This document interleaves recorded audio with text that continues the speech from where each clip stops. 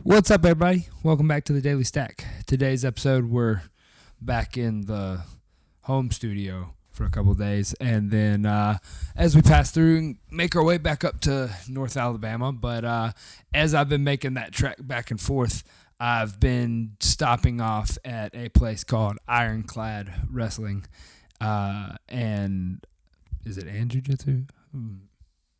Either way, it is Ironclad Wrestling that I know it is, and it's the product of Jake and Matt Elkins, and I have been stopping through on the midday class on Tuesdays, hanging out with Matt and a couple of the guys there, and getting to do a lot of cool stuff and learning a new perspective and kind of getting to hang out and train with some really interesting and talented guys. I knew of Matt for a long time in my early amateur MMA career. I kind of always saw him across the state. I actually trained at the gym that he was at over there at Spartan SPG for a couple months while I was in college. But really cool guy. Got to sit down. Love talking to both the brothers. Grabbed Matt right after some training the other day and sat down and talked to him. Still have the video section of the introduction happening here on YouTube, and for those of you listening, there is a YouTube channel called The Daily Stack that is going to house some of my podcast. It has been housing a vlog at one point, and it'll be housing some new content that's coming out that I'm working on some couple different projects.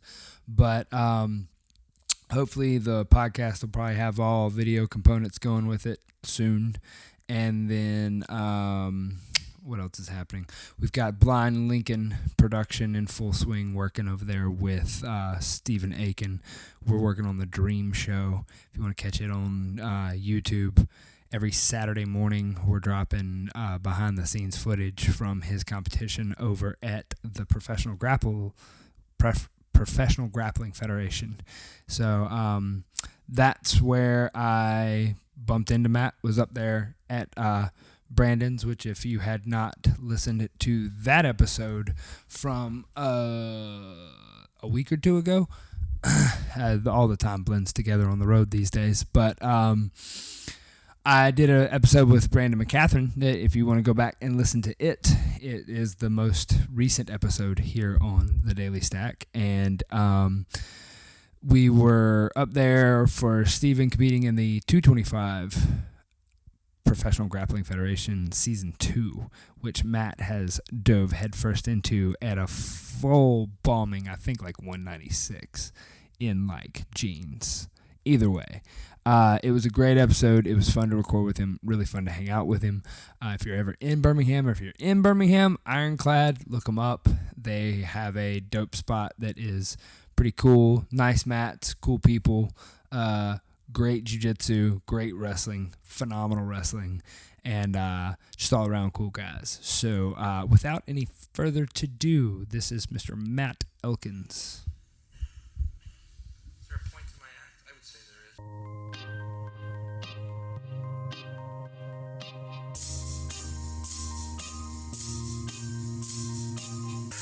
We have a lot invested in this ride. Shut him up! Look at my furrows worrying. Look at my big bank account.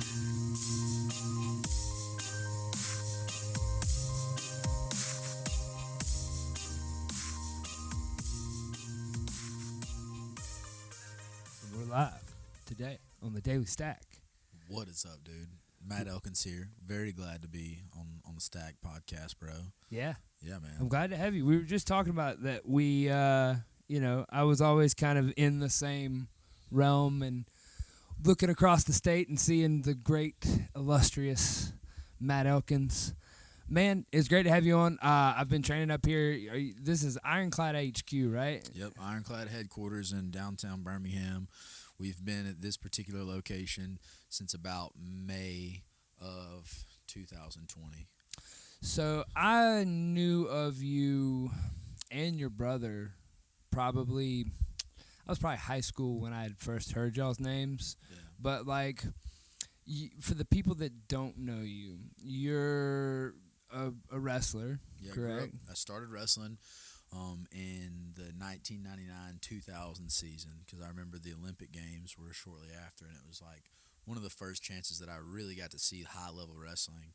And I remember it was like the Athens Games, and to be honest, I was like way into like the gymnastics stuff that was in the Olympics, and a lot less about wrestling. But my dad just wasn't into that. I was like, "Hey, Dad, let's do gymnastics," and he was like, Son, let me tell you something. Elkins boys don't do gymnastics." So we got into wrestling and stuck with it. Wound up quit playing. Baseball was the first thing we did. We quit baseball, football, all that kind of stuff. Jake makes the joke that he missed basketball signups, and that's how we wound up wrestling. But we, one of the football dads, he was like, "Man, it'll make the kids better at tackling. They'll be more aggressive. Like, you got to get them into wrestling." So we never intended to own our own wrestling school or any of that kind of stuff, but we got in it, wrestled year round pretty consistently. Sometimes not year round, but Jake was a lot more into the off season training and stuff. I was like, "Have you been to the lake before? Like, the lake is pretty dope." So did you like instantaneously fall in love with jiu-jitsu or with wrestling, or like what No. what kind of? I was pretty naturally good at it. After, I mean, if you're unfamiliar with our family, I'm the middle child. My older brother Jake is, he's now about to turn 32. I'm 29, and my little brother Marcus, he'll be 25. He'll be 26 this year in July. So I had been getting thrashed by my older brother, who was just a much bigger person than I am, anyways, because I'm kind of the runt of the litter. So by the time that wrestling happened, I'd been getting my ass kicked by a bigger, older kid every day of my life ever for like 9 years. So dealing with a kid your size. Yeah, they were like, "Hey, dude, you have to grapple with this kid that is your weight and your age, and like, we just hope it goes well." And I was like, "Fucking put me in the game," you know. And so wrestling for me came pretty natural. I just didn't love it, man. I just didn't love it, to be honest. It wasn't that I wasn't good at it, and because I was pretty decent at it after like my second year, I really started to get the hang of it. Dude, it wasn't football. Like, I scored one touchdown ever in football, ever, and that was when I was like 8. Like, I was a little bitty ass kid, and I scored a touchdown, and like, dude, it lit my whole world on fire. Like, it was the coolest thing ever. Going and pinning these little kids just didn't do it for me. It just wasn't. It wasn't the thing. I was like, "Dude, have you ever tried to like hit a home run?" Like, and by the way, no, I never hit a home run.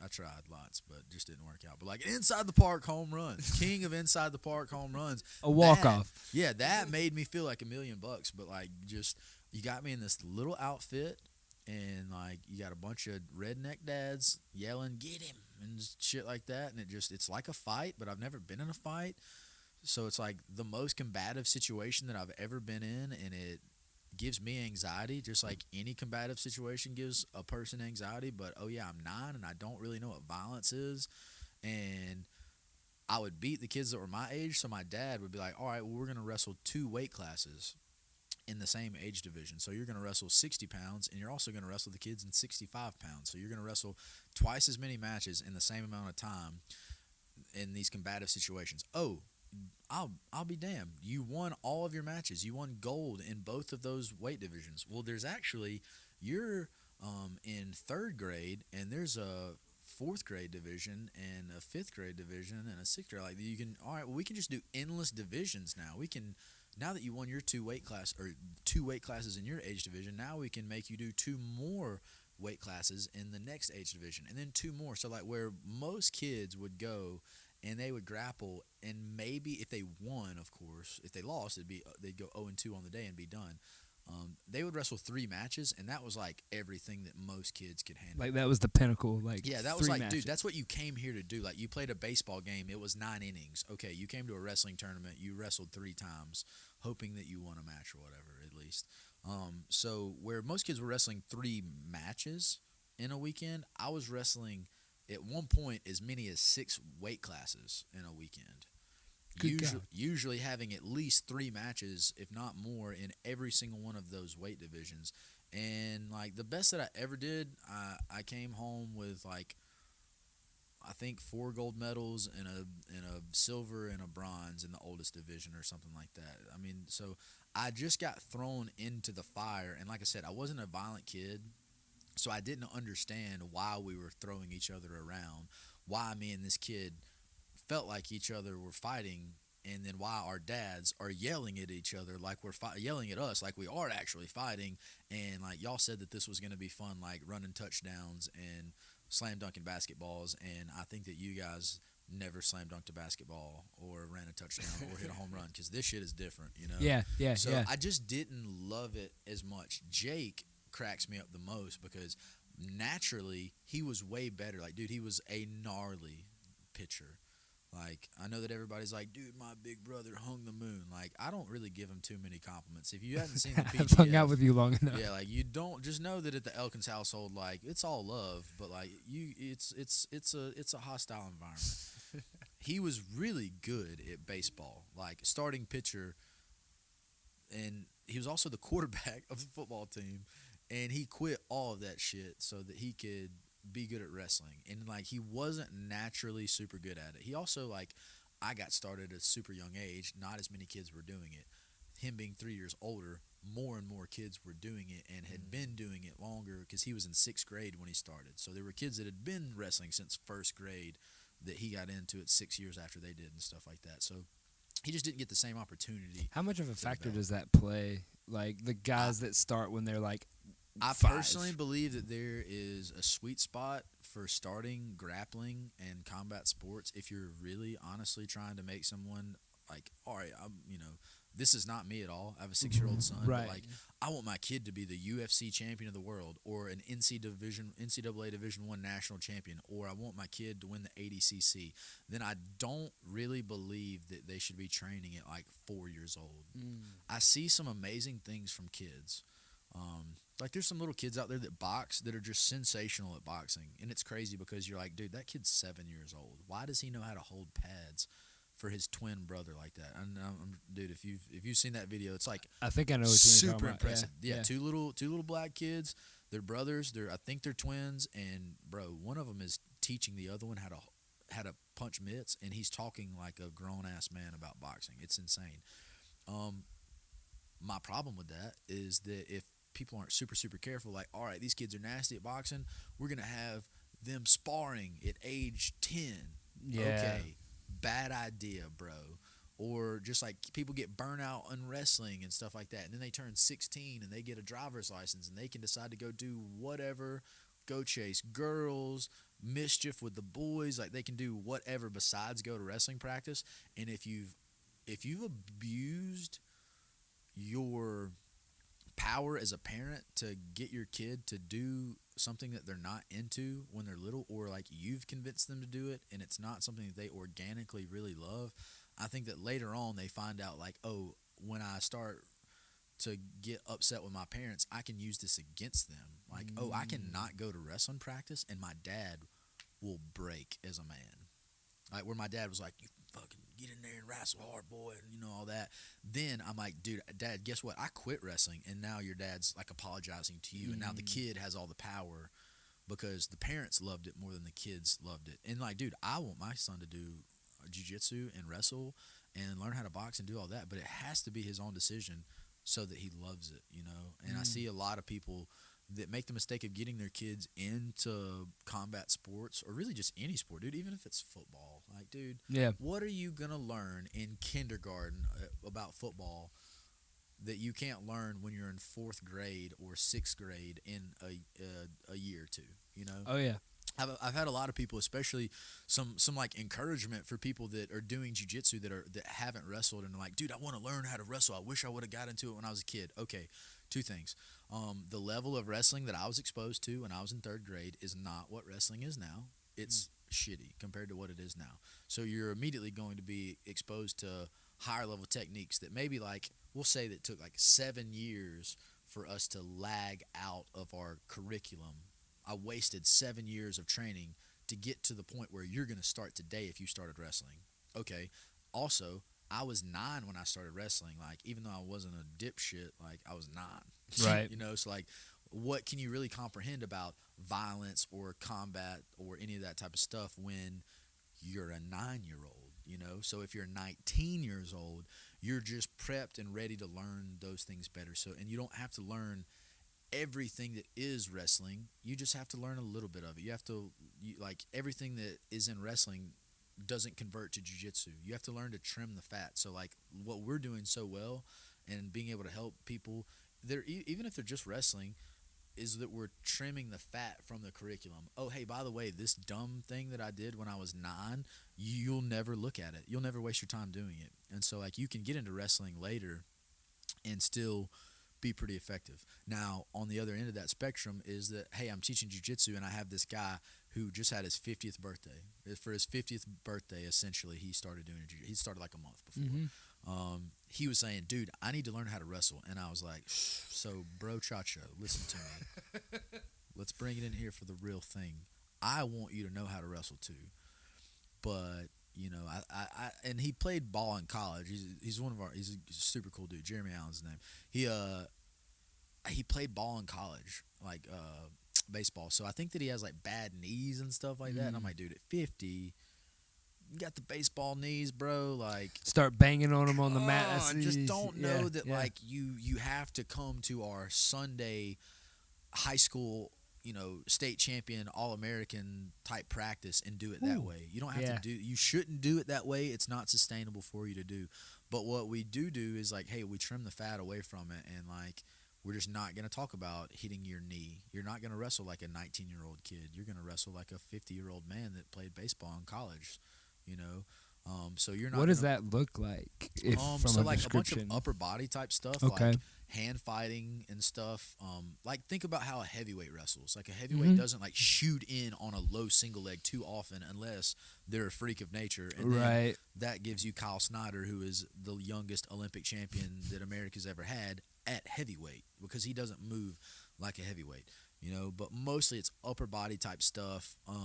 Like a lot of Greco stuff, a lot of pummeling, head snaps and stuff like that.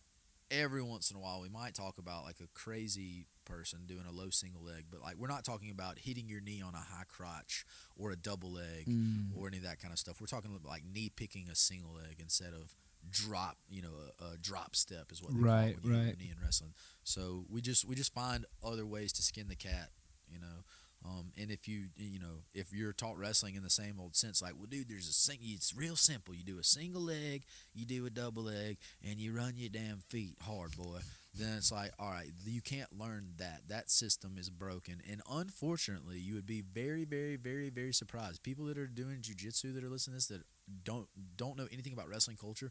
Wrestling culture is so broken in the sense that, like, they don't update the software. They're just like, dude, get in better shape. Like, dude, that move that you're doing, you're just not doing it hard enough. You're not strong enough. You're just enough. not trying. Dude, like, just squeeze his leg more. Like, dude, just want it more. Just run that half Nelson harder, man. You're just not running it hard enough. And listen, that part, when I say it's broken, I'm not saying that's ineffective, because, by the way, if you've ever had somebody like bully you through a guillotine choke or something like that, like, hard to argue against its effectiveness, but the purity of it could be a lot easier. They're making it more complicated than it has to be, or maybe I'm wrong. They're not making it complicated. They're just like, dude, this is simple, man. Just try hard, you know. And it's like jiu-jitsu's missing the other thing. Jiu-jitsu's like, oh, we're gonna update our technique. We're gonna have totally superior technique, but we're not gonna have sixth gear when I need sixth gear. My shit only goes up to third gear or fourth gear. Well, then, like, okay, anybody that can run a decent play in sixth gear is going to beat you.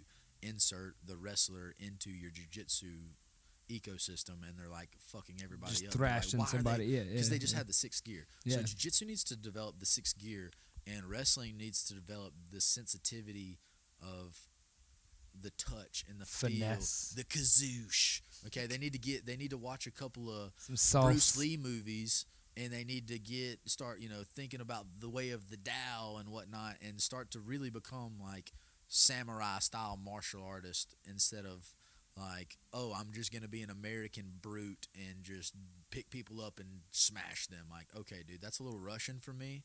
I'm not into it. I don't like that approach. I really love the refined skill set that jiu-jitsu offers, and if people are wise enough to start buying into that early that are wrestling, they're going to produce some of the most insane stuff. I mean, like, Like, dude, you have like the brothers and guys like that are young cats that are already doing amazing things. Like, I'm 29 years old, trying to get my black belt, and it just doesn't even matter because the Ruotolo brothers are already out there destroying everything else. So, like, what do I do now for jiu-jitsu? Like, what is my mark on jiu-jitsu? It's not beating the Ruotolo brothers. It's like having fun and saucing people up a little bit. Right. You know? Well, and so with how did you make the transition into the jiu-jitsu realm? Like, there was all this with wrestling, and from the sounds of it, like you said, you weren't in love with it necessarily. I So, loved MMA Okay. immediately, and that's what brought me to jiu-jitsu. I say that. I went to a practice to a garage practice. I mean, okay, I get you. it's Yeah. weird because like wrestling is wrestling practice. Jiu-jitsu is like jiu-jitsu class. You Mhm. know, you don't. I mean, I don't hear very many people be like, "I'm going to wrestling class" or "I'm going to jiu-jitsu practice." Like they're kind of two different things. Right. So I went to a quote unquote jiu-jitsu class in a garage in Gadsden, Alabama, because my homeboy at the time, he knew that I wrestled in college, and we would be out drinking, carrying on, chasing women and whatnot, and I would be worried about those things, and he would be like, "Dude, jiu-jitsu, dude, jiu-jitsu, dude, jiu-jitsu." I was like, "Dude, if you say that fucking J word one more time, I'm gonna smack the taste out of your mouth." I'm Yeah, trying to yeah. talk to Paige Goodwin right now. Get out of my face, you know? Right. And so finally, in order to shut my man up, I was like, dude, I'm gonna go and teach you ground karate fighters how to wrestle, so that you know that America is number one. What's up? Right. And I got there and I just got destroyed, bro. I'd been grappling for 15 years almost at the time, like 12 or 13 years or something at that time, and I was just blown away, like how this 15-year-old, 115-pound deaf kid named Taylor Collette was destroying me. Like, and guys that like know anything, I mean, Right. not that Alabama MMA is the biggest scene, but if you've watched a guy and he was a deaf MMA fighter, like that's the kid That's I'm the talking guy. about, Taylor Collette. He it blew my mind because the first time that he choked me, I was like, oh, okay, y'all threw a little slick kid out here. Like, all right, well now I'm gonna try. Right. Now, all right, I wasn't trying that dude, yeah, first time. Wasn't trying that I time. wasn't going hard. Okay, so we shake and bump, and 20 seconds later, I'll be damned. I'm getting triangle choked again. I'm like, okay, so now y'all brought this 15-year-old kid here to die today, so I'm going to murder him now. And dude, I'm trying to dude, all the wrestling stuff that you see Right. from white belt wrestlers, I'm dropping him into the floor. Right. I got my elbow on his throat, and like, dude, he's deaf, and I don't know sign language at this point. I'd never been around a deaf person. And Taylor Collette literally changed my life. Like, I just started treating people better after I met Taylor Collette because he was making noises and while we were rolling, I was like, dude, he's deaf and dumb. I got choked out by a 115-pound deaf and dumb 15-year-old. Yeah. What the hell just happened? And later on, I got to know Taylor, and he, like I said, he completely changed my life and made me realize that, like, oh, you're 19 years old and you're an asshole and you need to treat people better and all those other things. But he also taught me about the value of jiu-jitsu and, like, dude, I could have never imagined that I could beat. I mean, dude, at this point, I was 60 pounds bigger than him. I couldn't imagine being like, dude, we're the 250-pound wrestlers. I'm going to beat them at wrestling. It just didn't compute. So, and I'm getting destroyed by, like I said, it's not this way now. He changed my life, but I thought I was getting choked by a 15-year-old like kid that wasn't all there. Yeah. And, oh, yeah, he's 115 pounds. And, like, he was just destroying me. And so was everybody else, by the way. The whole He room. was the one. Like, everybody that does jiu-jitsu, they have that one guy. You're like, oh, the coach beat me. I expected the coach to beat me when I Okay, came I'm going to here. go for your student. But, yeah, where's your little blue belt at? And, like, dude, okay. All right, now, like, for instance, like, my girlfriend, Dea, she is a lot of people's Taylor Collette. That person. She Yeah. comes in and, like, dude, she's all cute and mixed and does jiu-jitsu and wears her little cute outfits to train in and all that kind of stuff, and dudes just grab her and like, oh damn, you armbarred me. Okay, Oh, okay, okay. Like, I was going soft. You were a I'm girl. going soft. Well, now I'm gonna go hard. And then they're like, pressing, doing the same thing. Like, they've got their elbow on my girlfriend's throat, and I'm watching from across the room. I'm like, am I gonna go over there and kill this dude? Or what, am I going to do the right thing? Am I going to stand up for my girl? And then she'll triangle choke him or something like that. And I'm like, dude. And then I'm over here talking to this guy who's broken. Their confidence is destroyed because they got choked out by my 130, 40-pound fucking girlfriend, Yeah. you know. And it's like, dude, she does that to everybody, man. You know, It's don't, okay. Don't worry, bro. Like, come back, you know. Please Mm-hmm. come back and train more. And because of how confident I was that I knew how to wrestle and grapple, like, dude, I've been on mats for over a decade, easily over a decade. How am I this bad at this other grappling thing? Like, maybe it's not apples and oranges. It's like oranges and tangerines. Like, they're both orange. They both have a peel that you get to the fruit, They're and then you eat them, and they citrusy, both yeah, taste yeah. citrusy. Like, they're not the same thing, but they're very similar. Yeah. How do I not know how to eat this tangerine, but I can eat an orange? You know, it just Right. doesn't make sense to me. It blew my mind. So I came back because I also knew that all these dudes were gonna be like, "Yo, remember that time that Matt Elkins kid came? He was like he was like a state champion college wrestler. I and tapped him so many times. Dude, did you hear the noises he was making? Like, oh, dude, you saw him throw up outside? He was throwing up forever. It was coming out of his nose. Like, all right, yeah, that did happen. Every bit of that's true. But like, I came back the next day looking for more, you know. And then 3 months later, it's like, oh, you guys showed me this Darce choke that keeps happening. You guys aren't beating my ass anymore all of a sudden. And then the tides turned. And eventually I felt like I kind of outgrew that training situation. Me and the friend that drugged me, that was trying to talk to me while I was talking to girls, he was trying to talk to me about jiu-jitsu, Ethan Malsano. He drugged me. We drug each other to a better gym, Spartan Fitness down in Birmingham or in Homewood. It was in Hoover when we first got started. And I got there and worked and coached and competed and just fell in love with all of the martial arts, you know, because when I started doing jiu-jitsu in that garage, they were like, dude, you're pretty good at this, kick this pad. And I kicked the pad, and like, dude, I never did karate and that kind of stuff, but I'm not completely uncoordinated, and I'd done combat sports before. Like, when they started to teach me, I was ready to learn it because I'd learned something similar to this before. And they were like, dude, you're so good at kicking this pad. Like, dude, you're going to be in the UFC. You should fight MMA. And I was like, these people love me. I am their savior. I've come to save the MMA game in Alabama. This is my calling.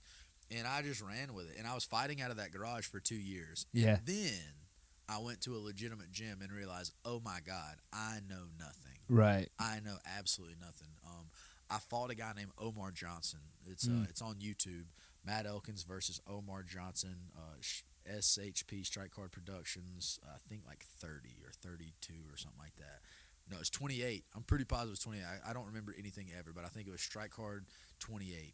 I actually think you're right. Yeah, and I fought Omar, and we had a hell of a fight. But, dude, he was giving me the hands. Like, I took him down, hit him with some little shots, and was ruining his day a little bit, just patting him in the face. And then on the feet, my man was throwing bombs, arms at me on our feet. And so afterwards, when I wound up leaving my old training situation because the people were just not training consistently, and they were backing out of fights and doing all that stuff. One guy in particular, we left and went to train with Omar Johnson and those guys at Spartan Fitness because they were bad dudes. Right. They had a serious skill set that I knew nothing about, that was completely separate from wrestling. And then when I got there, that's when I like really started to develop some jiu-jitsu game. I wasn't bad. I was a blue belt by the time that I got there. And I'd learned pretty decent jiu-jitsu. Like, for getting started in a garage, I could have learned worse, for sure. Made bad decisions. Yeah, and gotten, I could have been way worse off for being garage trained or whatever. But, like, my jiu-jitsu was okay. My stand-up and striking was hot garbage. That's hard. That's something hard. That's very hard to develop on your own. Yeah, no, and especially wrestling. Like, when you see somebody in a wrestling stance, they're all low and they're real heavy on their front foot, and that's just the opposite thing that striking is. Like, you need that light front foot so you can like step and close distance and find angles and all of that, what have you. But I loved jiu-jitsu after I started to get good at it. But the day that I started learning striking from a legitimate group of people, it's my favorite thing that I've done. Yeah. I mean, I can only compete in jiu-jitsu now. I'll never be able to do MMA ever again, and that's totally cool. But I love learning how to fight. Learning how to punch and elbow and knee and kick, the art of 8 limbs, like Muay Thai. I was gonna ask, is it Muay Thai or is it boxing for you? Yeah, no. Like, so, dude, I love them all. I love them all, man. I really, really, really, really love them all. If people want to talk to me about wrestling, I get least excited about that, but I Right. still love it. Yeah. It's just like, dude, it's like Starburst. There are people that are like, dude, I just hate the yellow ones. Like, no, I like the yellow ones too. Yeah, yeah, yeah. They're just not the red ones. They're just not you know. that one. Yeah, but if you put a yellow one with a red one, it's the Right. most awesome Right. shit ever. Right. You know Okay. what I'm saying? So Yeah. like, you want to do wrestling with boxing? Now we're speaking my language. This is my favorite when we start mixing the Starburst together. But I love all the Starburst. So your philosophy in Muay Thai, does that kind of like, is it something that ties together with kind of your I've stuff? always, since like probably after like my first week or two of jujitsu, realized that I'm learning this so I can learn how to fight in any situation. Mm-hmm. So like it wasn't necessarily like, dude, I'm gonna go to the UFC, bro. Like I got to be able to UFC. It was like, dude, if it goes down Vale Tudo style in the streets, like I just got to be ready for whatever. And that was what I was into. But people also liked to see that skill set in a cage, and they Right. clapped and applauded and threw their beers at people when I lost and shit. You know, like they're passionate about that, Right. which got me fired up. But I really just wanted to know how to beat the shit out of my older brother. Like that's really That's what it was. it's a good Like, goal. dude. I mean, not to like air out a bunch of old family business, but like my parents split up, and me and my brothers were all deciding like which side we were gonna take and shit, and like we just had a bunch of disagreements. And my dad used to box, so I knew that if like me and my dad didn't disagree about how it went down, and we had problems about it, then like my dad might beat my fucking ass, And I was like, damn, I don't want to get my ass beat by my dad.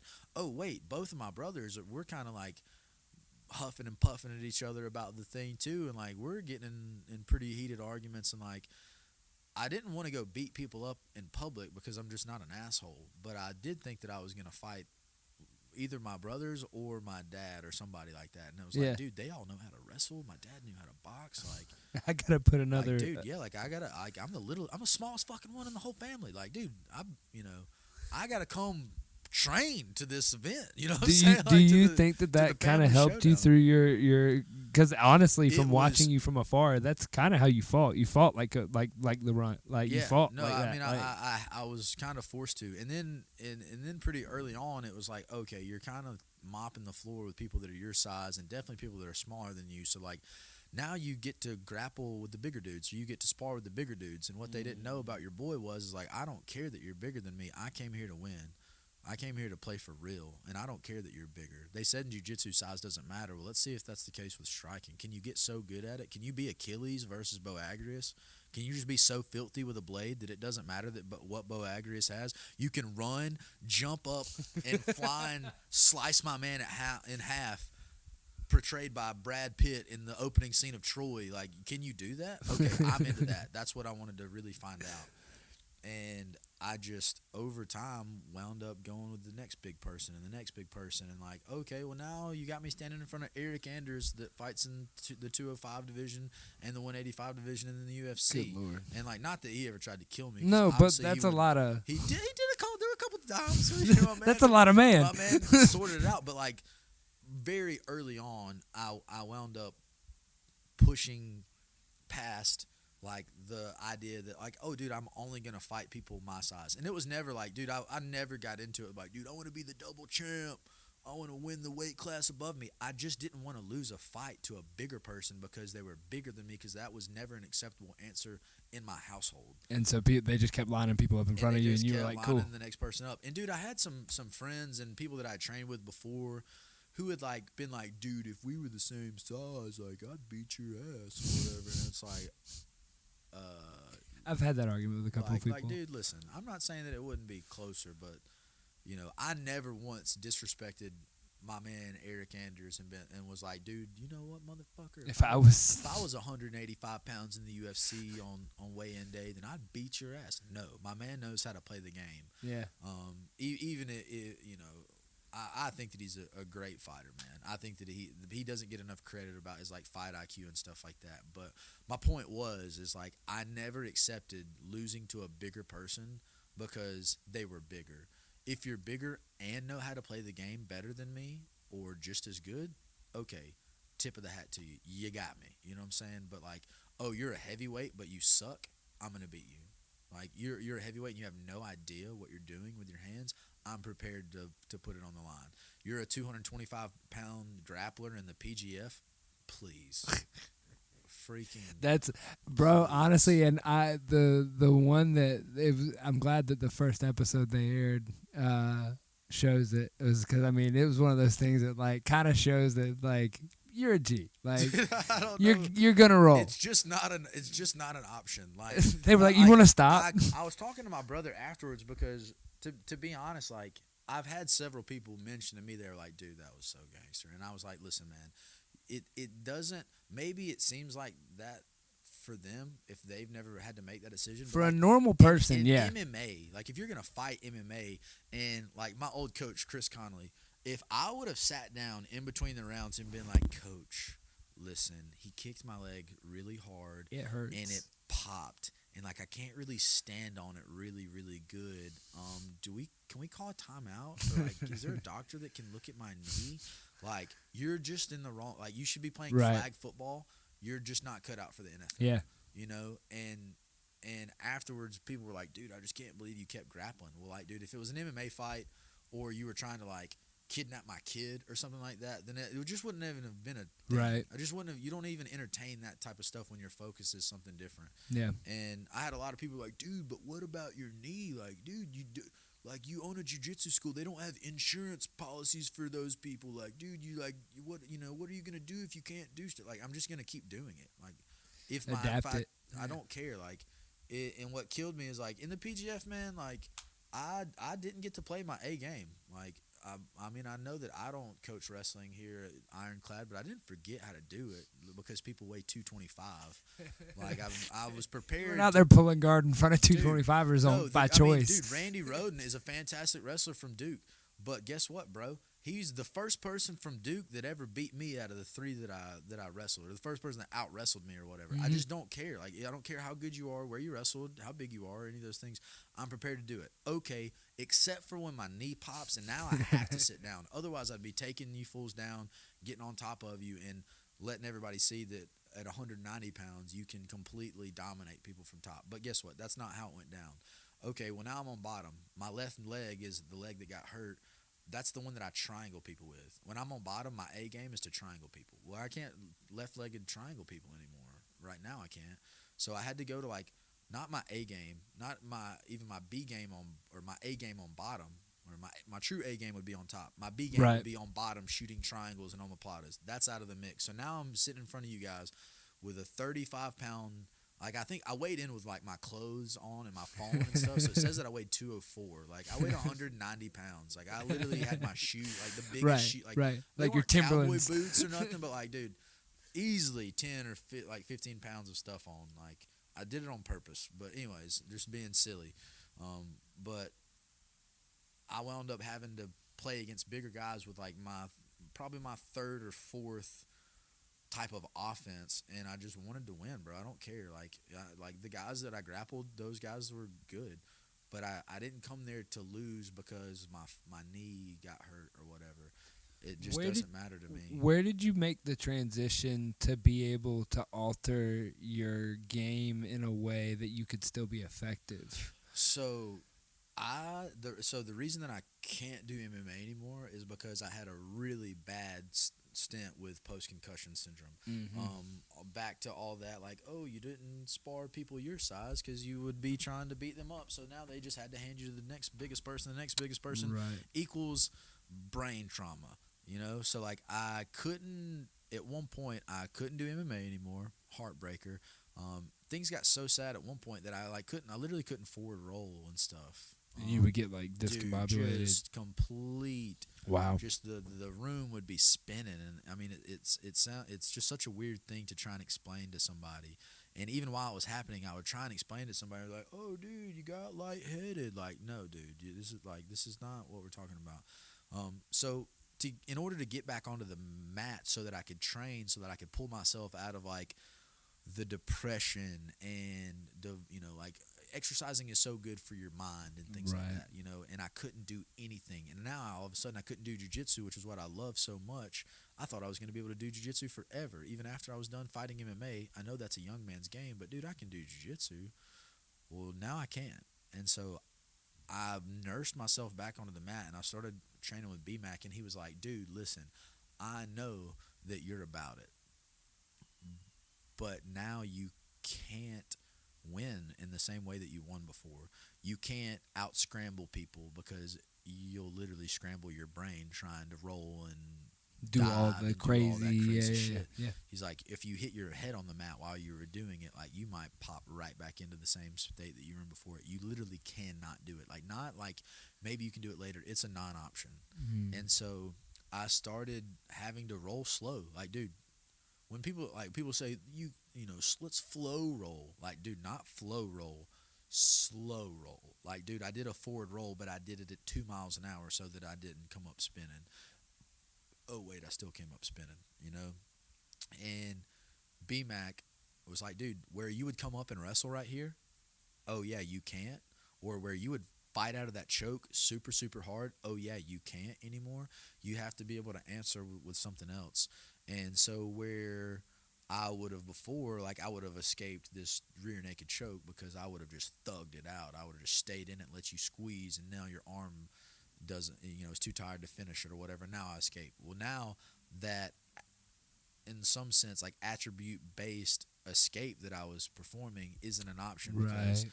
oh, if you squeeze all of the blood in my brain, it will literally make me Pull bad. there, Like, and dude, then, yes, yeah. it's super super bad.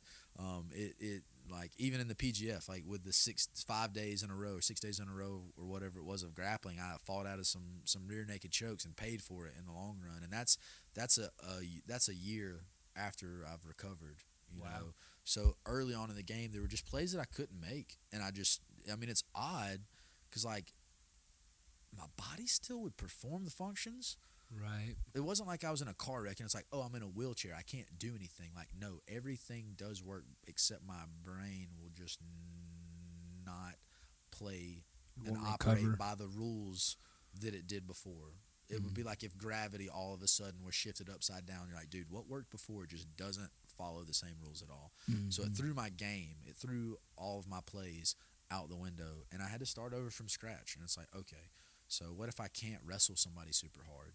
Okay, well then I have to play for my butt because I'm on bottom now. Okay, well I'm on bottom and I can't throw triangles and stuff like that because if I like bridge up on my head or like put some weird position on my neck, it like makes my head feel weird to be upside down or just any kind of weird stuff. So I just had to trash my entire game. I had to throw it all out the window and I had to start over. And between my injury and BMAC talking to me about trying to get a black belt, you know, because people all the time, especially in Alabama, you know, there are guys everywhere that are black belts that are pretty good at jiu-jitsu, but like if you transplanted them to California, they would be like blue or purple belts. Right. They're not world class black belts. I'm Right. not saying they're not black belts. I'm not saying that at all. I'm saying that the journey that they're on is not the same the one that I'm on. That you're seeking, You know? not the one Yeah. you're seeking. And because I'll have that higher expectation, I don't feel like I'm a black belt, especially when Elijah Carlton is out there as a brown belt trashing me every chance he gets. You know, I just don't feel that way. And yeah, it's one of those things where he was talking to me about like to get the next belt, in his opinion, whether it's a blue belt or a black belt, doesn't matter. You have to become something you're not. And so I looked at what I was as a jiu-jitsu practitioner, and I was like, all right, so what am I and what am I not? Okay, so let's get rid of what I am, and let's only try to achieve what I am not. I am not a leg locker or a butt scooter or any of those things. Or so I only focused on becoming new things instead of beforehand. I was only interested in getting better at what I was already good at. Like maybe there wasn't the width of techniques, but there was the depth to a triangle. You know, I don't know 75 different head and arm chokes, but damn, that Darce choke is pretty deep understanding of it, you know. Where now it's like, all right, I don't care as much about the depth of this thing or that thing. I'm just going to focus on developing a new skill. And then after getting into leg locking a little while, I was like, oh, dude, this is actually like super fun. Yeah. And all of this, besides like having fun, which I think is the most important thing. Like, why do you play baseball? fun. It's not fun anymore. Go play soccer. Okay. Wrestling, you came here to have fun. It's not fun. Okay, go play basketball.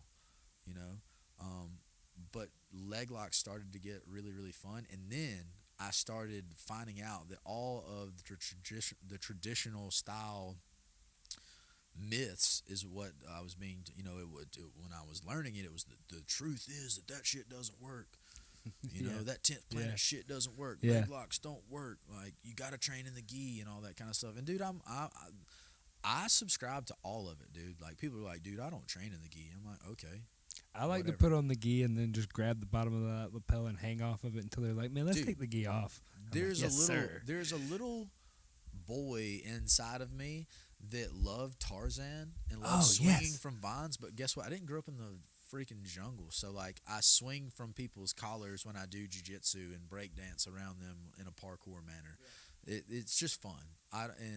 And people all the time, they get like super passionate about the argument, and to me, I like to just keep it super simple. Like, let's say that you're an artist, like not like a musical artist, but like an actual artist, like you paint. Okay, well, hey dude, you came to pottery class today. Can you make something that doesn't look like shit? Can you make something that makes people feel some type of way or think about a subject or something like that? Then you're an artist, and you can sketch, or you can paint with pastels or oil paints or water paints, or you can sculpt, or you can make paper mache, or you can do all that because you're an artist. If you can't do all that, you're a sketcher. You sketch things, and for me, I like to box. I like to play Muay Thai. I like to wrestle. I like to do jiu-jitsu. I like to do it in the gi. I like to do it no gi. I like to choke people. I like to grab their feet. I like to do whatever. It's all fun to me. I like Muay Thai too because like you just like you can actually play at it too. Like you can spar like a Thai, like where you're just basically slapping each other. That's one of the things that like, dude, I definitely don't train. Yeah, I would imagine you don't spar at all. Like I used to, and I definitely don't spar. But dude, a couple times when I felt comfortable with a training partner, I've moved around with some people, and it's just fun, dude. It's the funnest game ever, man. There's something primal about like wrestling and grappling. Not far after people were like, "I'll grab you and throw you to the floor." How dare you say that about my tree house or whatever? Like my cave hole. How dare you say that about my cave painting? Like whatever. Then like they like either probably picked up a rock or a stick and tried to hit them, or eventually they balled their fist up and struck that person in the face thousands of years ago. It's just a primal thing, and everybody nowadays is like, you shouldn't punch things. Don't punch people. Punch a clock. Like, no, dude, you've got it wrong. You don't even understand what you are as a human. If you think that your job is to not get in fights and to go punch a clock somewhere, you have this seriously fucking wrong. Like, you just don't understand what a human is, what it is as an organism, what your job is here, what your purpose is on the earth. Like, our purpose wasn't to build these tall buildings. Like that huge ass crane over there, that's not what we were put here to do. I don't believe that at all. If people did more jiu-jitsu and things with their hands and stuff like that, and less of the other dumb shit that they're told to do as a human, they would just be so much healthier mentally and emotionally. But that's just not the life that people live. Not everybody understands the jiu-jitsu lifestyle. Like, I have friends and family members that just, they don't understand it. They're like, how can you dare want to be a wrestling coach and make this many thousands of dollars a year when you could be like, dude, you could be a lawyer. You're like so smart. You like, dude, you could like argue so good. And it's like, yeah, I don't want to argue with people. I want to break their feet. Like I want to choke them, and I want to do it in a playful manner, like we're playing pickup basketball. I think that a lot of people that like jiu-jitsu would have probably like pickup basketball or like skateboarding culture or like surfing culture and stuff like that, rock climbing culture, because it's just such a different thing. Like, and I'm not saying that everybody has to be into like choking their friends. Like, dude, some people are really into climbing free solo faces of mountains without any straps or like gear. Okay, I think you're an idiot. That's some of the wildest stuff I've ever seen. Dude, that is the craziest thing that a human has ever done, in my opinion. The free solo. Insane. Did you watch the whole movie or whatever that was? Yeah, it is insane. Did you see? Did you see the movie that goes along with it that the videographer did? Yeah, I think so. Yeah. I'm pretty sure that I've seen both of them. And at the moment that he there's one grip in particular that he has to jump to go get. Yeah. And when he did that, I made the same noise that I made when Amanda Nunez knocked out Chris Cyborg. I was like, ah! I was just like.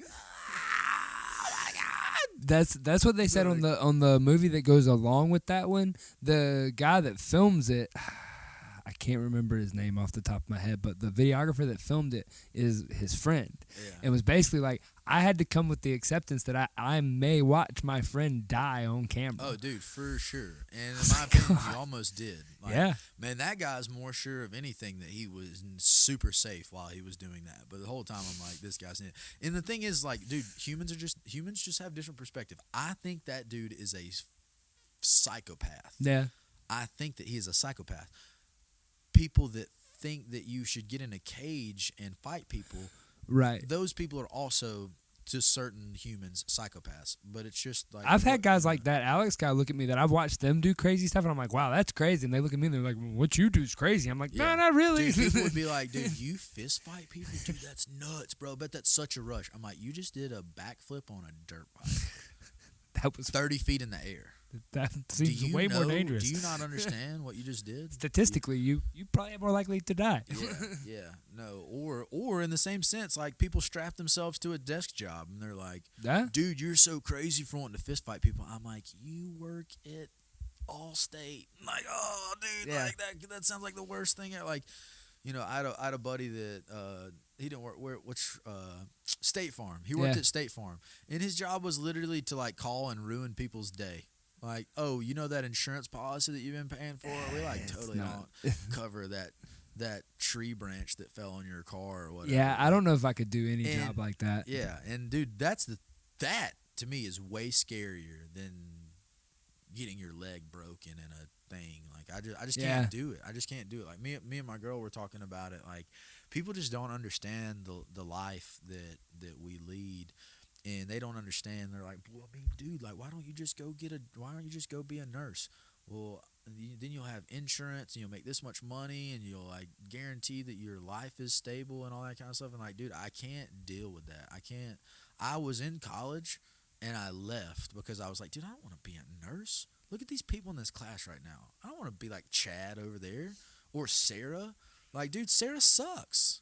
I'm not saying that if you're a nurse, you suck. I'm not saying that at all, but dude, we're 19 years old and 20 years old, 21 years old in this room, and you guys are positive that this is what you came here for the rest of your life. You have what did Joe Rogan say? 1 in a 4 trillion chance of being a human being on planet Earth, and you're gonna waste it to wipe other people's noses and asses.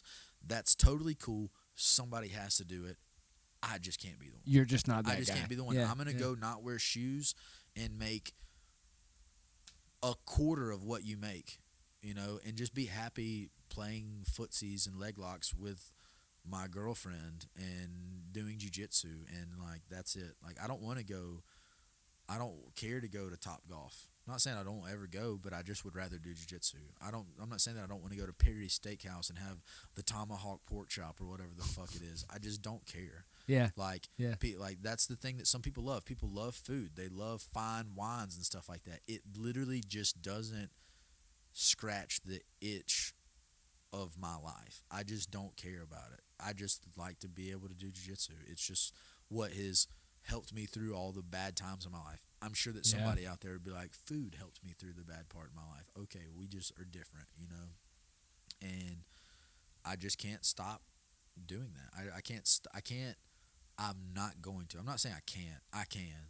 Let's say that pandemic 2.0 or Plandemic 2.0 comes about, and everybody's like, dude, jiu-jitsu's illegal again, Muay Thai is illegal, wrestling is illegal. Dude, whatever, man. I'll go get a job at FedEx if I have to. But if you're telling me that I can go through life and I can coach jiu-jitsu for 4 hours a day and not work at State Farm, I'll never leave. I'll never quit. I don't care. Oh, well, dude, you're gonna make so much less money. Dude, okay, whatever. I don't need shoes to do jiu-jitsu. I don't need the new Yeezys. I don't need them. I literally won't wear them. Yeah. They'll be in my closet because I wear flip-flops oh yeah, or no shoes. All so day. so like everybody's out there like, dude, Range Rover, Yeezys, all that. Like, dude, I just don't care. Like, dude, a Range Rover will get me to practice just like, any other car. I drive like a 2003 Ford Expedition. It gets me to jiu-jitsu practice. That's all that I care about. And like my son has a safe spot in the back seat. That's it. Like, that's all that matters to me. I care not about all the other things. And like, people would think that maybe like I'm poor because I don't have all those nice things, but I think that they're poor because they don't have the things that I want. Like, to be honest, it's really this simple. If I was a pirate, I would just take your shit because you're poor. You don't have the things that really matter as a human. Right. You have life. You have life backwards. And if I wasn't a nice person, then I would take those Yeezys. I would choke you out, take your Yeezys, steal your car, and then drive to jiu-jitsu practice and wear your Yeezys. But like, luckily for you, I don't care about Yeezys or Range Rovers or any of that. I just want to meet other people that want to do jiu-jitsu. So you just invite them and then choke them and not take their Yeezys, but comment on their Yeezys after they leave if class. I really do my job, maybe I'll just like invite them in and tell them how stupid Yeezys are. Like, fucking. I agree. I agree. I'm not a sneaker person. I'm just not, man. And listen, I literally stole my sister's flip flops. Yes, dude. Yeah, I understand. And the thing is like, if people are those things, it's not that you can't be that way. Like, I think it's dumb to be into that that Yeezy culture. I think that it's stupid. But if you are into it and that's what brings you joy in life, then cool, dude. Go collect Yeezys and follow Kim Kardashian and talk about how I believe if you need your thing, have your thing. Dude, have your thing. Yeah, but just know that my thing is literally murdering people with my hands. And for fun. Like, not that I want to actually hurt you or any of that kind of stuff. It's just what my brain likes. Like, it just, if you want to talk about like, I don't know, dude. You want to talk about art? I don't want to talk about art. I want to talk about Bob Ross painting, Happy little trees. Yeah, like, that's There's cool, no but mistakes. like, I'm not into the art. Like, the art side of it is like what I do has an artistic side. Some people don't appreciate it. Like Meryl Streep or whoever that dumb bitch is. It's an actress that was like, the real arts are these arts. The martial arts are not the arts. Like, it's like, actually, they're bro, one of the oldest forms of art. Can you do a cartwheel, Meryl?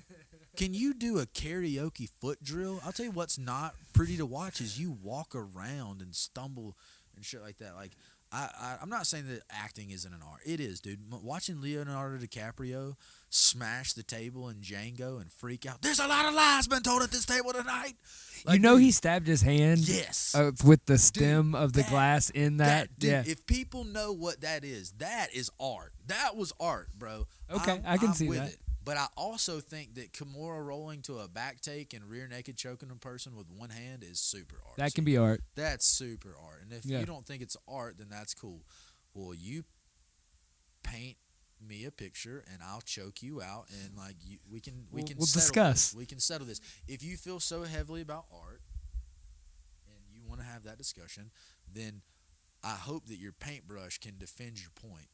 Because if it can't, then by default, like I said, I'm gonna steal your art, your Pablo Picasso, and your Yeezys and your thing and go. And I don't want to, like, I think that if people listen to this and they're like, well, dude, that sounds like a jerk way to think about life. Like, dude, my favorite quote about martial arts or combat sports is, it's better to be a warrior in a garden than a gardener in a war. Yeah. And like, dude, I'm just warrior in a garden, bro. Yeah. Like, better to have it, not need it. Dude, I'm picking flowers, homie. I'm your best friend, but I'll break your leg. I'm the last person you have to be concerned with about fighting you or any of those things, even though I'm probably the most capable person that you actually personally know to do that. Maybe not yourself, because I know that you've trained tons of combat sports, but like, to the average person at State Farm, if they know me or they know a bunch of bankers, then like, they need they should be careful. Yeah, but those are the most of the guys that train, especially the jiu-jitsu guys, but like, most of the guys that train are usually the least likely that you're going to find in a fight somewhere. Well, that goes back to like the mental health crisis that we have in this world, because everyone is like, dude, little boys shouldn't be able to fight. Like, dude, no, if they aren't able to fight, they will shoot the school up. They will kill bro. each other. They will Yeah, literally start trying to figure out how to steal their parents' guns and shoot shit up because you said that violence isn't the answer. And, dude, I don't believe that violence is the answer. Like, dude, okay, if someone skips you in line at lunch, you should not punch the back of their face. You should not do that. How do you punch someone's back of their face? Yeah, dude, from the back through the back. Through the back. Yeah, well, like, dude, you got to punch through the back of their head to get to the back Okay, of their face. Like, gotcha. It's just a serious punch. I got you. It's a super serious punch. Gotcha. I don't believe that you should do that. But like, let's say that same kid jumped you in line, threw your tray on the floor, and then like said something about your mom. Like that kid gets the back. You know, that kid needs it, and by not giving that kid what he needs, you're cheating him. You're letting him operate under these rules that are not the laws of the jungle. And people forget that humans are not much different than animals. We are just animals that dude, are smart. They're, you know, like for instance, man, I like maybe people will be like, you can't talk like this. It's 2021, but like I watched this dog show last night. It's on Netflix. It's like Canine Intervention or something like that. And this dude, he goes and he finds these people that have these little badass dogs. Uh-huh. And like, dude, I've got a couple pit bulls. I say that one just got run over the other day, but like I've got a dog, had a couple dogs that were like kind of hellions. Like I train them pretty well, but like, dude, they just jump on stuff, or they like just climb over the couch, or they just get into the trash and do all this. So I was interested in it, and he was talking about what happens to dogs. Like there's this little pit bull, and this pit bull was having trouble getting along and listening. And it definitely wasn't comfortable around other dogs and stuff like that. Right. And the guy, one of the solutions, it was a simple solution to several different problems. He was like, this dog needs to spend time playing and socializing with other dogs. Yeah. Like if you take the dog away from its mom too early, it's not that it's not going to get the milk and the nutrients. Its mother isn't going to keep it in check when it tries to do some dumb puppy shit. Its mother isn't going to grab it by its neck and lift it up and do all that kind of stuff. Right. It's just not going to get checked properly, you know. And then you take that puppy and it goes and hangs out with other dogs that are its age or whatever or not, and it like, oh, I'm trying to sniff your butt, I bit you a little bit. Oh, well, now those puppies sorted out, and that dog learns how to do life not by saying sit, Tyson, roll over. Like that's not how it learns how to behave. It learns how to behave by going and navigating the social structures, getting checked. So and getting checked at a young age. Yeah. At a young age, if you do it when the dog is 10 years old and 70 in dog years, doesn't work. then it's not going to work. But while it's a little puppy, while it's a little boy, let it go play with other little boys and let it do what boys do. They're going to bite each other's ears. They're going to bark at each other. And guess what?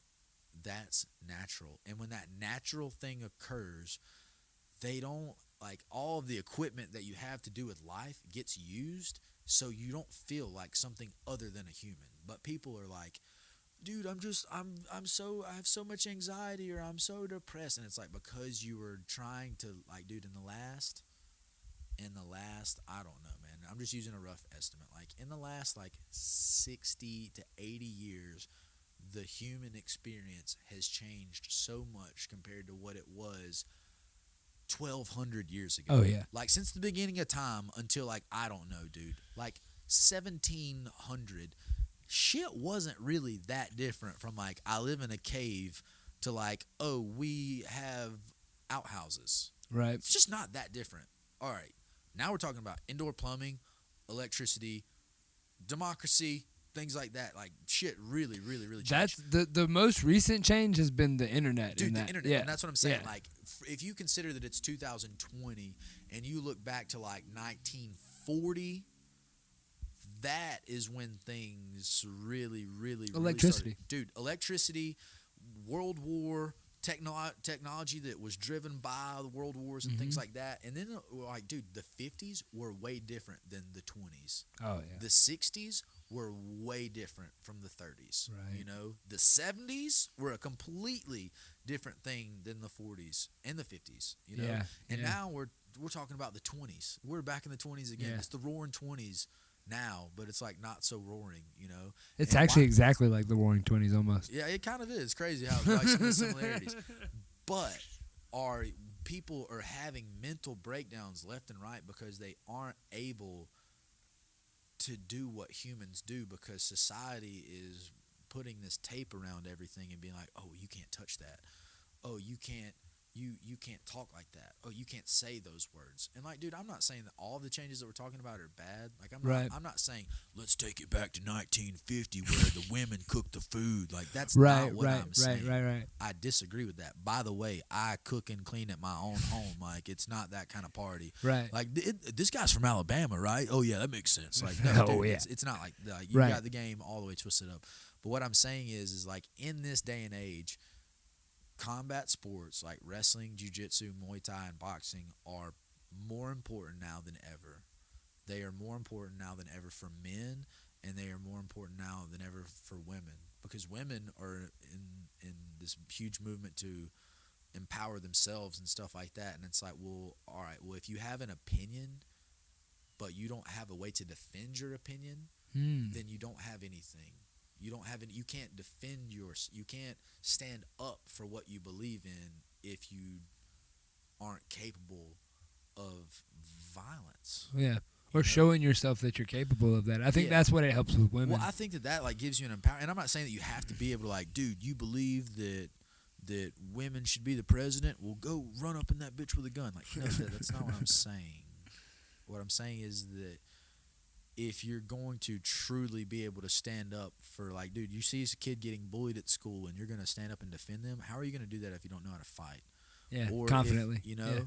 Yeah. And, like, that's the thing that's so impressive about, like, what Martin Luther King Jr. did is, like, he made and brought about humongous change, like, kind of without violence, you know? And I think that that's the thing that's so marvelous about what he did. Unfortunately, that doesn't always work.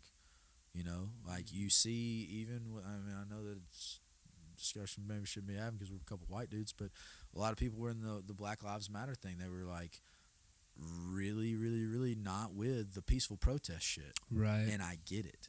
Yeah. I understand that. Yeah. And it's because if you're not capable of violence, you can't really force the issue. Like, of like, what are you gonna do about it? Hey, that guy down there in Cuba is treating those people real bad. Hey, mister, quit that, Mr. Castro. Like, what? Like, dude, whatever. Like, whoever it is. Hey, Adolf Hitler, you're treating them people real bad. Put that down. Put them Jews back. Like, it don't work like that, dude. It just doesn't. And I wish that it worked that way. But to pretend that we live in a fantasy world where it does work that way, then you're a loser. You're a loser. You're gonna lose at this. Yeah. And So for me, it's like, all right, you want to stand up for equality or something like that, you know, women's equality. Okay, well, like, dude, you might have to be able to do some violent shit. Might have to be able to back it up. Yeah. Might have to save somebody. Might have to be able to back it up, dude. And that's what I'm saying. And even if you never have to do it, that's what I hope. I hope that you never have to actually back it up with the physical violence, but the confidence for you to go in whatever direction that you want to go is going to be there if you're capable of really standing up for what you believe in. Yeah. And that's the thing, is like, there's a lot of people who are super opinionated these days about, like, I don't know, pull-up technique and CrossFit. And it's like, dude, that's a bold opinion. You're saying a lot of words right now that are fighting words where I came from about pull-ups and CrossFit, you know. Or maybe somebody's getting slapped. Or dude, I like, slide that soapbox on out, dog. Bro, oh my God. If you're getting slapped in a dark room. Dude, and so listen, man, that's one thing about it. Like, maybe some jiu-jitsu people are listening to this and like, dude, you know, yeah, man, I train jiu-jitsu. I'm capable of violence. Like, dude, okay, you're capable of some violence as long as the people agree to the rule. But there are a lot of people who don't subscribe to the idea that fighting is done on the ground. They think that it's done through elbows and knees and kicks and stuff like that. And I'm not saying that you have to be into Muay Thai like I am, but I'm saying that if you think for 1 second that Gordon Ryan would have been prepared to really box or kickbox or any of that kind of shit, you're super wrong. He wouldn't have been prepared. But it's sad that Andre Galvao was even less prepared than him. Like, many amateur MMA fighters or like amateur boxers would have put the paws on my dude. And at least a one or a two. And if Gordon Ryan would have like double-legged that amateur fighter and taken them down and broken their leg, That's cool. But you know what would have definitely happened? Even at an amateur fighter who's not a world class competitor, they would have got the hands. They would have smacked my dude back. They would have kicked him. They would have done something.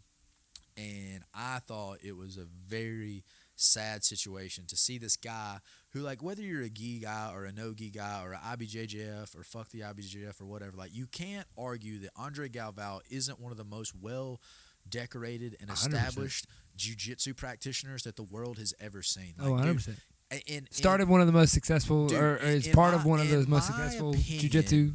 He, I mean, the Gracie family all obviously had a huge deal, Right. and they're world renowned. And you say the word Gracie, like there are people that don't even know that it's called Brazilian jiu-jitsu. Oh, They they're think like, it's oh, the Gracie stuff. the Gracie Yeah, jiu-jitsu. You know, I think that Andre Galvao in the modern era of jiu-jitsu is a significant player. Yeah. Oh, 100%. It really hurt my feelings for jiu-jitsu to watch my man get pimp slapped twice and back down like a pussy. That hurt my feelings a Yeah. lot. And that's the kind of stuff that the Gracie family or like the old school guys that I used to learn from in SBG, they're over there shouting like, hey, dude, that's a cool back take leg entry, but what about your balls? Yeah, we wouldn't What tolerate about, that. What about a set of nuts? You ever Do get have- slapped hard enough to Yeah, put your DVDs on 50% what are you gonna off? do if someone slaps you in front of your wife or smacks your girlfriend on the ass? You gonna pull guard? You gonna judo throw them to the floor and make them tap out? Nah, dude. Physical violence happens at that point. And if you're like Andre Galvao and you just love jiu-jitsu and you're not a violent person, that's cool. Don't go talk shit to Gordon Ryan then. don't dude, in the neighborhood that I grew up in, 100% of the people that I grew up with, whether they knew jiu-jitsu or not, would have smacked the shit out of Gordon Ryan, bro. Dude, it's so funny. There's like some dads that have kids that wrestle for my brother here, and I can't air my man's business out or nothing like that. But there was this coach, like a college coach, that was hanging out with him, and he like. This dude, the dad does not do jiu-jitsu. He wrestled in high school years ago. Like, I don't know that he was like super. I don't know. I heard the other day that he might have like won state or something like that. So like he did some wrestling back in high school, but he hasn't been on the mat. He hasn't done anything. Well, this guy like tipped his hat or smacked his hat or like did like just popped him on the mat. He did something that like another grown man like doesn't really do, especially if we're not homies. If we're not cool. Yeah, if we're not cool and you just walk up to another grown man and you like smack their hat down in their face like, hey dude, what the fuck was that? What was that about? What was that? And so my man, he's not a world champion in jiu-jitsu. He's not Andre Galvao, but if Gordon Ryan would have slapped him, it would have gone down. It would have gone down immediately. He's about that life. He's about that life, and he's never been to jiu-jitsu. That's the thing. It's like it's a significant thing. I don't you know, we always joke about like, you gotta want it, you gotta be about it, but like, dude, there's some real shit to that. Like, you know, if you understand all of the Japanese names of all of the things, but you just don't want to win bad enough and you can't do all of them, then I don't really care. If you don't have the set of nuts to go and put it on the line, then like that's you're missing something. I think part of it too is that You know? what was unfortunate about that is nobody really acknowledging that like there's consequences. Like if you're gonna go play with fire, Dude, don't get upset and butthurt when somebody turns around and gives you a response. Like either deal with it. one of the things that I it's a quote that I don't always necessarily agree with, because I think that like I said, all of the sports are made to be fun, but people say that you don't play boxing.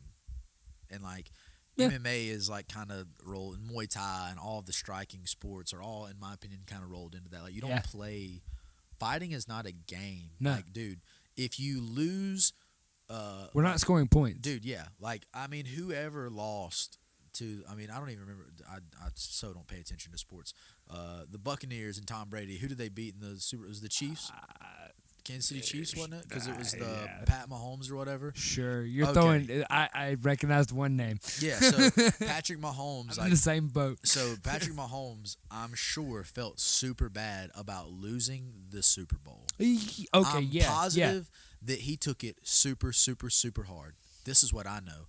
I've lost amateur MMA fights in Alabama, and I bet that I took that way ass whooping harder, about like he took that Super Bowl loss. if not a little worse. If not a little bit worse, because my girl was there, my dad was there, my family was there. Everybody was like, "Dude, you gonna whoop this dude's ass? We're gonna go drink beers." And then it's real quiet And afterwards. dude, afterwards, everybody's like, "Dude, you talked a lot of shit before that fight." You know, like You're sitting there kind of trying to remember the last 30 minutes. yeah, no, it's a thing, man. Like it's just not a game. It's not a game at all. And Andre Galvao, I guess, got caught up in like, oh, it's a game. We're going to promote this. I'm gonna talk some shit. I'm gonna get him to fight me. Like, no, dude, you might fuck up and actually get a fight. Dude, you might really get a fight. Like every once in a while, like if you grab the wrong dog's tail, you might really turn around. What if he didn't turn around and slap him? What if he just turned around and just hauled off on him? Dude, I'd have been more into that. Yeah? I mean, I don't know. I think that it was pretty great that he slapped him because that's way more disrespectful. Yeah, there's something just super ultra disrespectful about slapping that made it an even more significant thing. I mean, the video of this, like the whole event, it's one of the most insane things that happened. And like there are a lot of people in the jiu-jitsu community that are just like, oh, this is funny, ha ha ha, Gordon Ryan slapped him. And I'm like, no, listen, there's something completely wrong with the culture that we're promoting in jiu-jitsu. So like I said, I don't believe that you have to be a professional MMA fighter or anything like that to be able to defend yourself. And I don't think you have to spar and you have to do all those things. But you have to at least have the confidence that if a dude smacks you, bites it off, then they're getting the work. Right. Like I'm prepared to lose. Like Andre Galvao just wasn't prepared to lose. He wasn't willing to risk it. Yeah. He's like, oh, this is serious. Oh, I might really. Oh, this is real. This might really be bad. And as confident as he is in that ADCC with his shirt off and roided up to the gills, he did not look prepared at all to fight to protect himself against those couple of shitty slaps. Dude, it's not even like Gordon Ryan has been practicing his slaps. Like Gordon Ryan doesn't have world-class slapping out there or training whatever. With Nate like, Diaz. dude, yeah, like it wasn't even the Stockton slap, bro. It was just Gordon Ryan who like kind of did some combat jiu-jitsu, just smacked the shit out of you disrespectfully. Not once, but twice. Yeah, dude. I thought that he only did it once. I heard about the second time like 3 days later. Days with the same opinion, like, dude, he slapped him once. Then my students told me that he slapped him twice, and I stopped the jiu-jitsu class and made them pull out their phone and show me. I was like, you're lying. Because it makes it so much worse, dude. So much worse. Fool me once, shame on you. Fool me twice, can't get fooled again. You know what I'm saying? Like, you just can't get away with something like that 2 times. It looks so much different the second time. And the first time will look real bad. Yeah. And by the time they did it the second time, I was like, dude, you were about. I mean, it's like dude, I've been buying stock in Tesla. And, oh, yeah, that Tesla launch didn't go so hot. Stock goes down. Yeah. You got to sell some of it because it might not go back up. Atos's combat sports self-defense stock went way, way, way down. Just a touch. When my dude got smacked twice by another grown man and didn't do nothing. I've heard some people think that maybe this means Gordon's going to get jumped by some Brazilians somewhere. Whatever, dude. And we'll if see. you do that, you're more of a pussy. Yeah, I was going to say, honestly, that your homies have to answer for you? Dude, yeah. Now it's twice as bad. It's twice as bad. I have now. That same view on that. You mean to tell me that somebody slapped your girl on the ass and you were like, hey, Dad, or these guys, like I'm gonna call my brother and be like, dude, this guy was just bigger than me, and he just looked mean. He smacked my girlfriend on the ass, and I'm like, dude, somebody's got to do something about it. Yeah, that somebody's you, player. Yeah. Nobody like, dude. This is what I tell you. This is some honest shit. Those Brazilian dudes can go and jump Gordon Ryan. Mm-hmm. They can't, and that might like help remedy the situation. But there ain't nobody that can make Andre Galvao's wife feel safe again when they're out in public. No one's gonna go pull that video down. Yeah, no one's pulling that video down. And like, dude, I guarantee, like, you can say what you want, bro. After losing an MMA fight, like my girl knows that I know how to fight or whatever. But like after losing him, I'm like, man, I'm just such a. I just can't take care of you. Like, you don't think I'm a pussy, do you? Like you're already thinking that type of stuff. If you think that Andre Galvao's wife or kids don't look at him different, like, dude, my dad to think that Joseph Troy Elkins, would let another man slap him and me witness it in person or on YouTube. Like, dude, Ever see it? dude, it would just, oh my God, like, my father would have killed him. Or tried to. Tried to. Even if he didn't. I don't care if he doesn't. Make you kill me. He would have tried to. Yeah. And that, in my opinion, there's an old quote, and I don't know if it was one of the old coaches, guy that owns SBG, Matt Thornton. I don't know if he said this or if he was quoting someone else, but he said that violence should never be the answer. But when it is the answer, it's the only answer. And the answer I can agree with that. to Andre Galval's problem was not to put his website on 50% sell and do an Instagram live video. That was not the answer. That was not the move. Violence is the answer.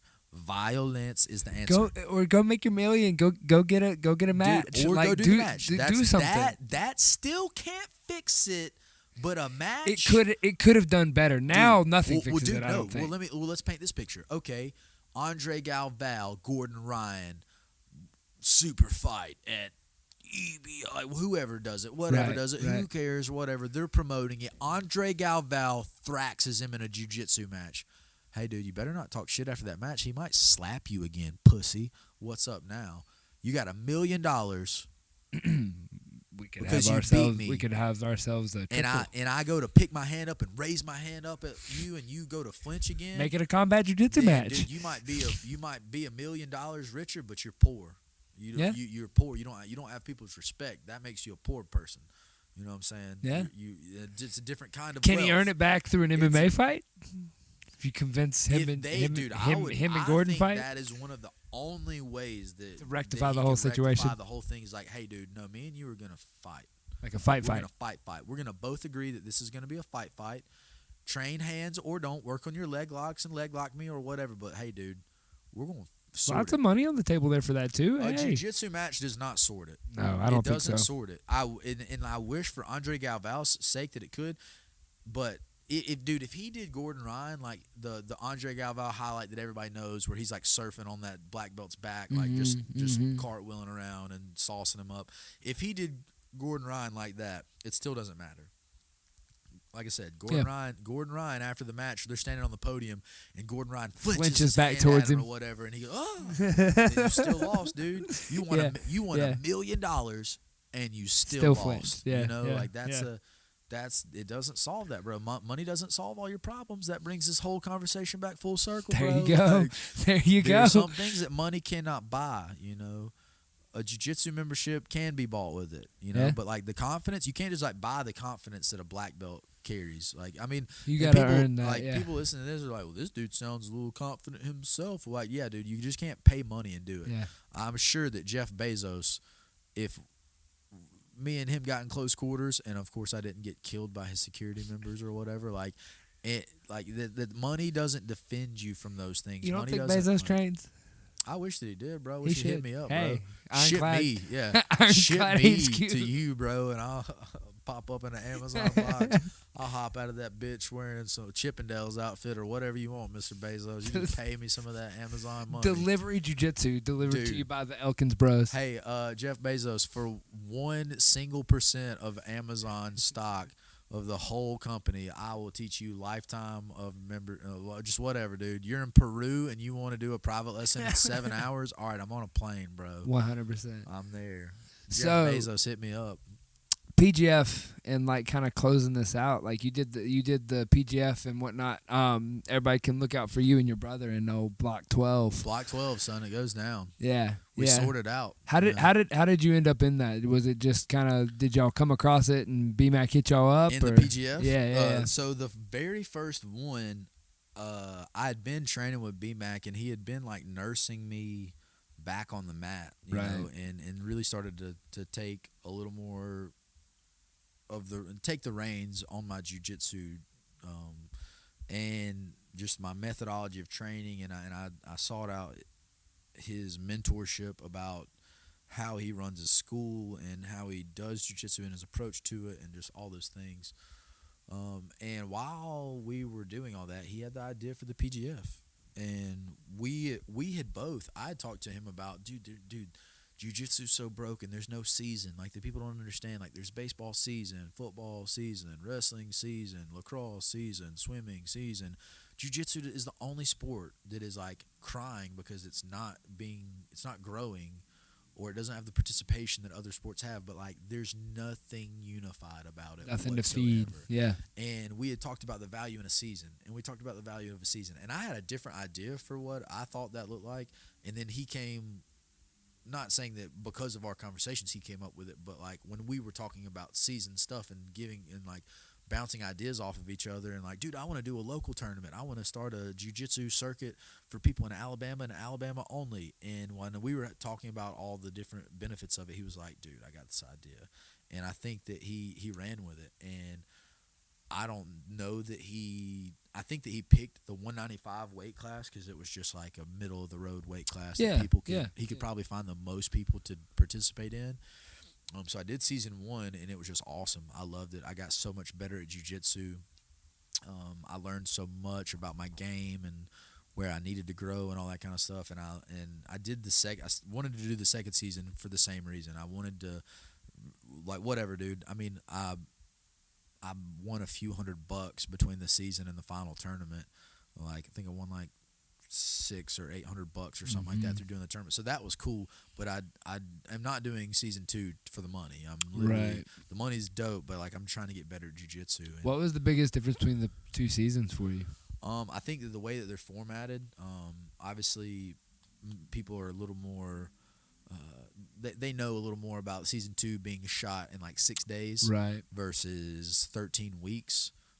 And just those two experiences were a lot different. Some things good, some things bad. There are pros and cons to both of them. I think that the way that they're doing season 2 is definitely the jam. It's the most scalable. You can get the most people to really participate in it, and I think that they're going to have tremendous success with the structure of how they're doing season 2. But I felt like maybe in season 1, with like a week in between the matches, I could like learn something about my game and then go train it for a week and then come back to it.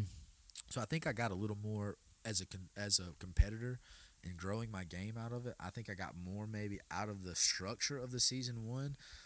Season 2 was just like jiu-jitsu fire hose that you're trying to drink out of. It's just like literally Hunter Colvin and Elijah Carlton and Jake and Sam Barboza and everybody on the mats all day bored. Like, dude, this is how I do this. This is how I do this. This is how I do this. Whoa, and dude, in that match last night, he did this. And then, it's just literally a bunch of jiu-jitsu nerds. Bro, that was the coolest thing that I saw was, like, I've got a couple things on the film that I did for Steven where, like, I caught guys that would, like, submit each other with something the night before. And then the next day, I was sitting there watching them, and they'd walk up and be like, hey, man, like, show me that thing you caught me in.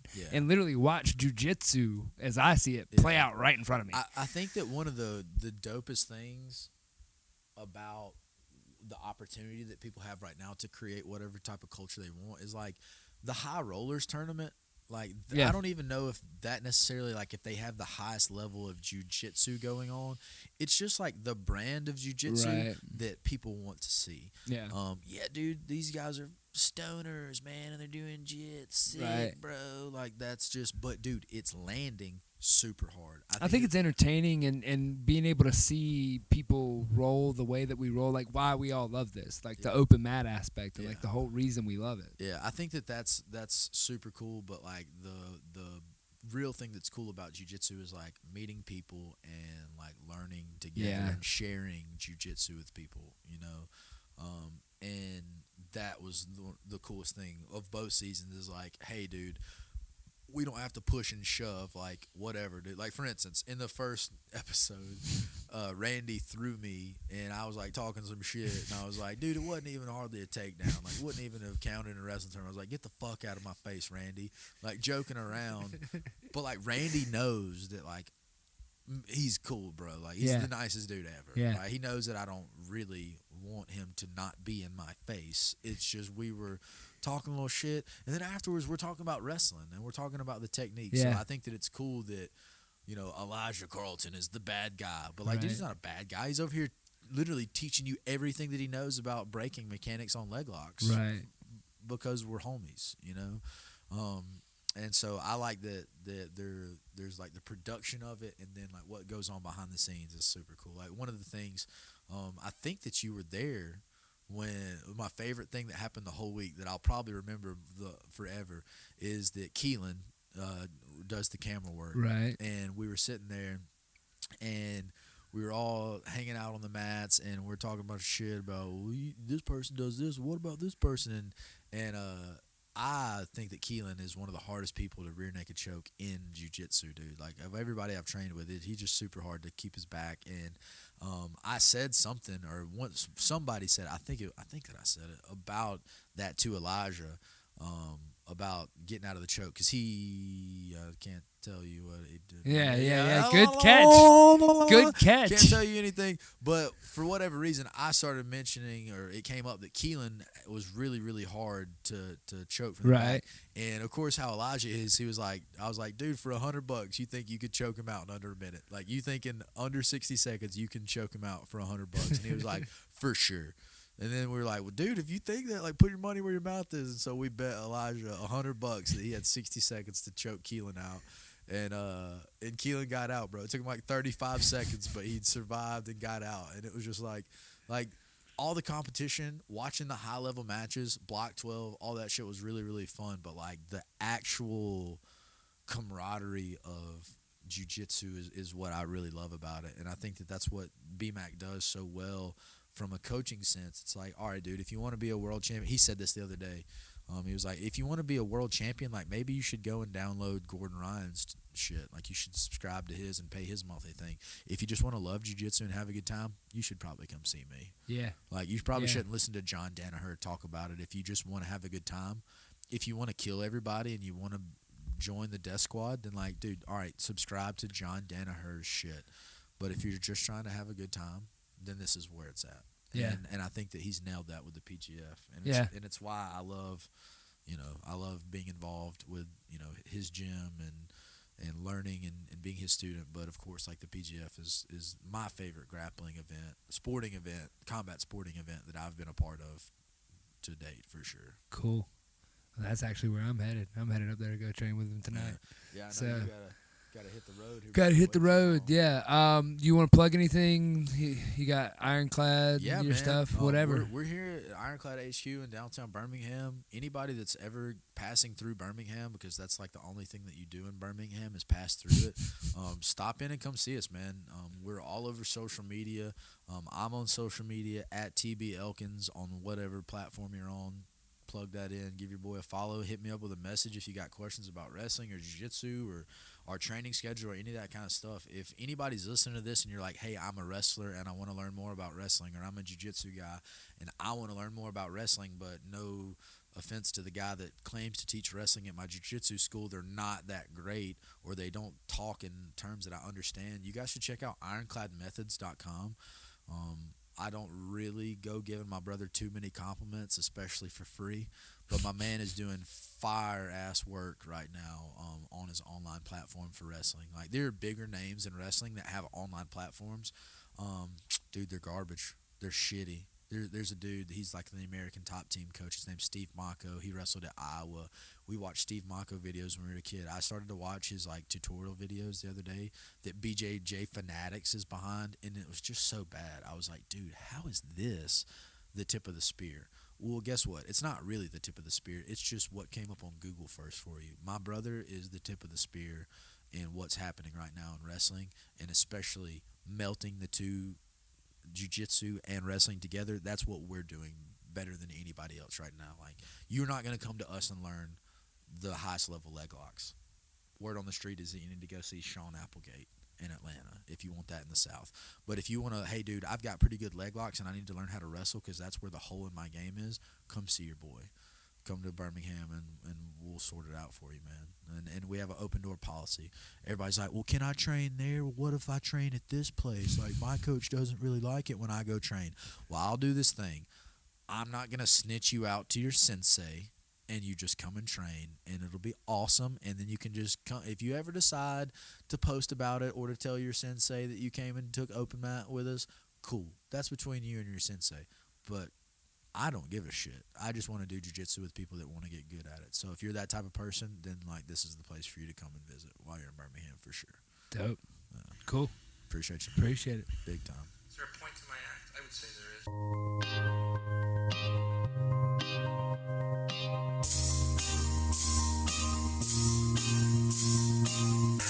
We have a lot invested in this ride. Shut him up! Look at my furrows of worry. Look at my big bank account. All right, everybody. Thank you for listening to the Daily Stack. Remember to go follow me anywhere on social media at the Daily Stack, at the _daily _ stack on Instagram, and the Daily Stack on YouTube. So hope you enjoy the show and hope to see you back next week for another great episode of the Daily Stack. Yeah? No? Okay. All right. Well, hope to see you guys next week or next time. I'm going to have a bunch of guys that I met up there at the PGF on. A couple of the guests that we're lining up as I'm passing in and out, and thanks for all those who have tuned in over the years. So as we continue to build this, thank you.